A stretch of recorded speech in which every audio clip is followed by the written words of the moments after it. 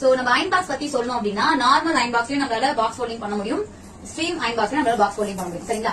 இதுக்காக நம்ம இன்வெஸ்ட் பண்ணா மட்டும் தான் அந்த ஒர்க் பண்ண முடியும் அப்படின்னா ஒண்ணுமே கிடையாது. ஓகேவா?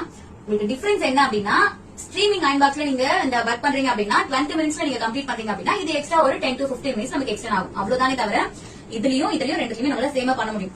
இன்னொரு விஷயம் என்ன அப்படின்னா இதுல வந்து நம்ம எஃபர்ட்லெஸ்ஸா ஒர்க் பண்ண முடியும். இதுல வந்து நம்மள எஃபர்ட் போட்டு ஒர்க் பண்ணணும். டிஃபரன்ஸ் அதுதான். இல்ல நம்ம 2 முறை தேய்ச்சி நமக்கு கிடைக்கிற பினிஷிங், இதுல 4-5 முறை தேய்ச்சா பினிஷிங் கிடைக்கும்.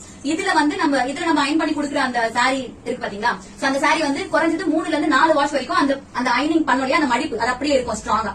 இதுல நம்ம பண்றோம் அப்படின்னா அதிகபட்சம் 2 வாஷ், அதுவே நம்ம ப்ராப்பரா பெர்ஃபெக்ட்டா அழகா நம்ம பண்றோம் அப்படின்னா 2 வாஷ் இருக்கும்.